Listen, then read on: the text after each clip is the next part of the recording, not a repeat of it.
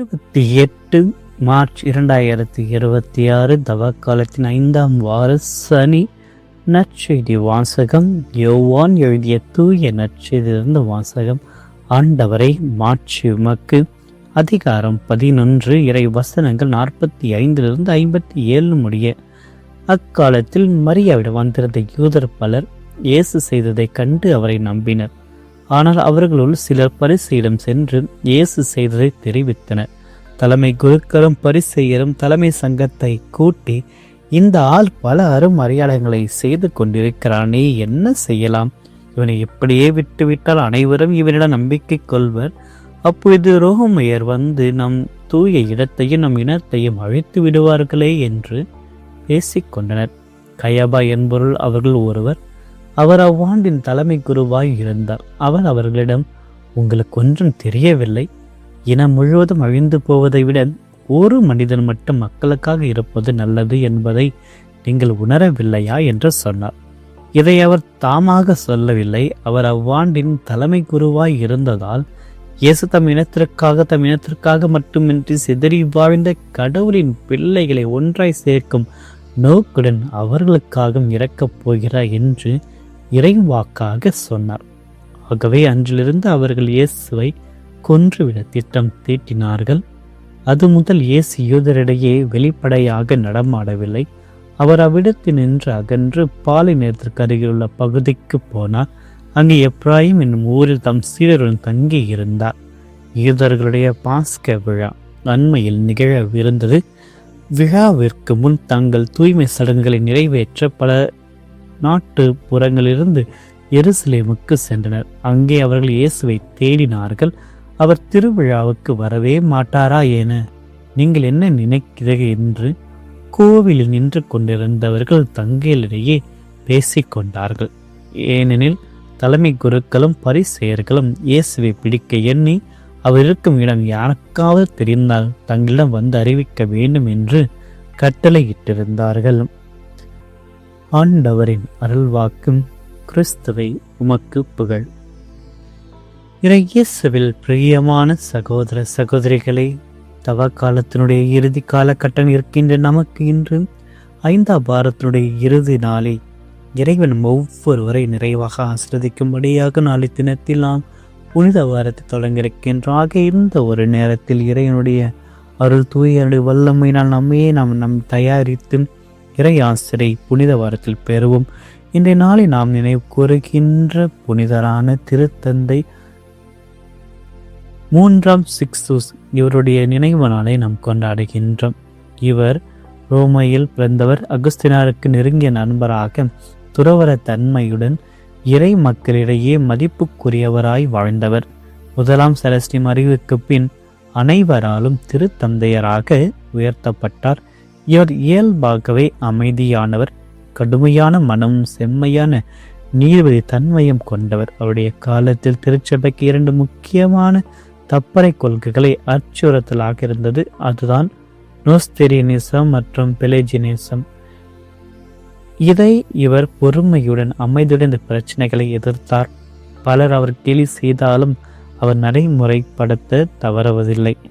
அதன் பலனாக ரோமில் நடக்கப்பட்ட சங்கத்தில் சிறில் திருச்சபையுடன் இணைந்து மன்னிப்பு கேட்டார். அலெக்சாந்தருக்கும் சிறிலுக்கும் அந்தியோக்கான ஜானுக்கும் என பணிப்போரையும் திருத்தன் தன்னுடைய அமைதி பேச்சால் முடிவுக்கு கொண்டு வந்தார். ஆக இவர் பொறுமையுடன் அமைதியுடன் கடுமையான சோதனைகளை எதிர்த்தவர். தப்பறை கொள்கைகளுக்கு தீர்வு காண்பித்ததனால் இன்று நாளில் நாம் இவரை நினைவு கூர்ந்து இவர் வழியாக நம்முடைய மன்றாட்டுக்களை இறைவனிடத்தில் சமர்ப்பிப்போம். பிரியமானவர்களை, இன்றைய நற்செய்தி வாசகத்தை நாம் பார்க்கின்ற பொழுது ஆண்டவர் இயேசு அவருடைய இறுதிக்கட்ட நாட்களை பார்க்கின்றோம்.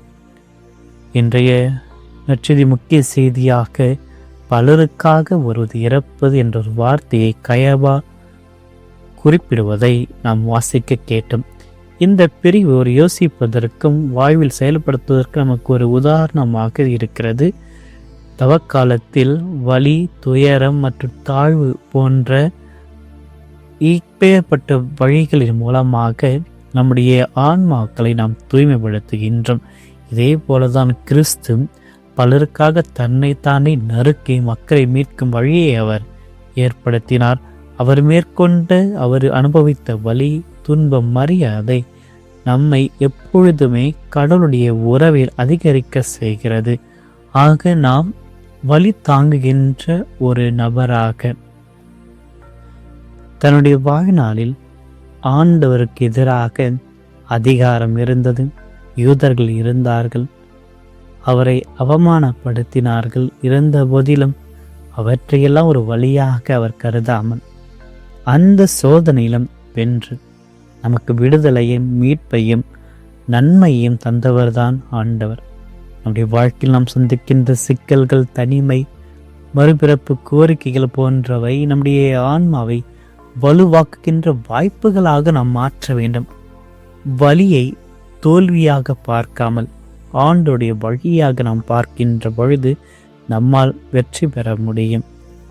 யோவான் நற்செய்தியில் இந்த இனம் முழுவதும் அழிந்து போவதை விட ஒரு மனிதர் மக்களுக்காக இறப்பது நல்லது என்று கயாபா கூறுவதை நாம் பார்க்கின்றோம். இது ஒரு முன்னறிவிப்பு அல்ல, ஒரு இறைவாக்காக எடுத்துக்கொள்ள வேண்டும் என்பதை தான் யோவான் எழுதியிருக்கிறார். இயேசு பலருக்காக தன்னைத்தானே அர்ப்பணிக்கிறார். அதே போல நாம் நம்முடைய வாழ்க்கையில் செய்ய வேண்டியது பிறருக்காக பிறை அன்பு செய்வதும் முடிந்த அளவுக்கு தியாகத்தை மேற்கொள்வதும் தான். நம்ம தனிப்பட்ட நலன்களும் சொந்த சுகாதாரமும் சிறிய நெருக்கடியும் வேறு யாரோ ஒரு நலனுக்காக நாம் விட்டுவிடலாம். சிறிய இழப்புகள் மற்றவர்களுக்கு மகிழ்ச்சி தருகின்ற வழியாக மாறும். அது இயேசுடைய செயலை போன்று புனிதமானது. ஆகவே வலியை சேர்த்து தூய்மையாக கருணையுடன் வாழ தூய்மை உள்ளத்தை கொண்டிருக்க முயற்சி செய்ய வேண்டும். சுயநலத்தை எதிர்க்க வேண்டும். பிறருக்காக சிறிய துன்பங்களை நாம் ஏற்க வேண்டும். ஆண்டவர் இயேசுனுடைய உயிர்த்தெழுதலானது இன்னும் குறுகிய காலகட்டத்தில் வருகின்ற பொழுது நாம் தயார்படுத்தி இந்த மனதை இறைவனுக்காக வைத்திருக்க வேண்டும். ஆகவே இன்றைய நாளில் தவக்காலத்துடைய 5ஆம் வாரத்து இறுதியில் இருக்கின்ற நமக்கு இறைவனுடைய துணிவை நாம் ஏற்க வேண்டும். என்ற வாழ்க்கை என்பது இன்பமும் துன்பமும் வலியும் வேதனையும் போராட்டங்களும் நிறைந்தது. இவைகளை நாம் ஏற்று வாழ்கின்ற பொழுது இறைமகன் இயேசுவை போன்று துணிவையும் பிறருக்காக தன்னையே ஒப்புக் கொடுக்கின்ற தியாக உள்ளத்தையும் நாம் கொண்டிருக்க வேண்டும். இறைவனுடைய பாதையில் நாம் நடப்போம். இறைவனுடைய சிலுவையின் நிழலில் நாம் இருப்போம். இறைவன் நம் ஒவ்வொருவரையும் நிறைவாக ஆசிர்வதித்து இன்றைய நாளில் நம்முடைய பயணங்கள், நாம் சந்திக்கப் போகின்ற நபர்கள், நம்முடைய மன்றாட்டுகள் ஒவ்வொன்றையும் இறைவன் தொட்டு ஆசிர்வதிக்க நலன்கள் நிரப்பிட தொடர்ந்து ஜெபிக்க இன்ற நாளில் நம்முடைய நாளையும் நம்முடைய பணிகளையும் பயணத்தையும் ஆண்டவருடைய பாதத்தில் சமர்ப்பிப்போம். இறைவன் நம் ஒவ்வொருவரையும் நிறைவாக ஆசீர்வதிப்பாராக. ஆமீன். மன்றாடுவோமாக. இன்றும் வாழும் இல்லாமல் இறைவா, இந்த நாளில் நம்பிக்கையுடன் நம்முடைய பாதத்தில் பயந்திருக்கின்றோம். ஆண்டவரை எதை பற்றியும் அஞ்சாமல் எல்லா காரியங்களிலும் ஜெபத்துடனும் மனம் கூறுகின்ற நன்றியுடனும் கடவுளை வேண்டிக் கொள்ளுங்கள்.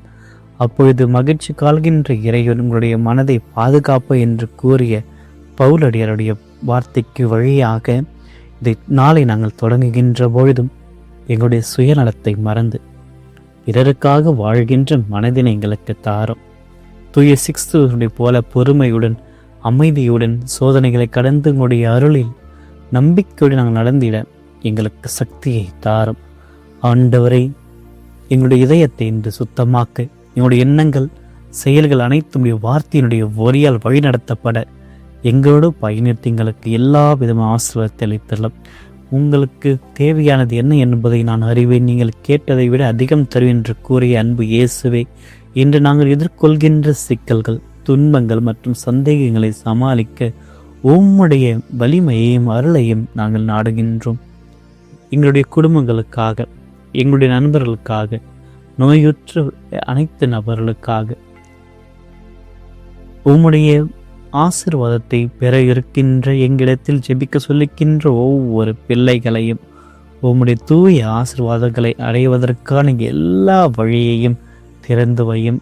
இன்று நாங்கள் செய்கின்ற ஒவ்வொரு செயலிலும் ஆண்டவரை உமது வார்த்தைகளாலும் எண்ணங்களினாலும் நாங்கள் நிரப்பப்பட எங்களுடைய இருதயங்களில் உம்முடைய சிந்தனை தோன்றி எங்களுடைய எல்லா காரியங்களிலும் உம்மை நினைத்து நடந்திட, அப்பொழுது எங்கள் பாதைகள் நேர்மையாகிற இறைவா எங்களை ஆசீர்வதியும்.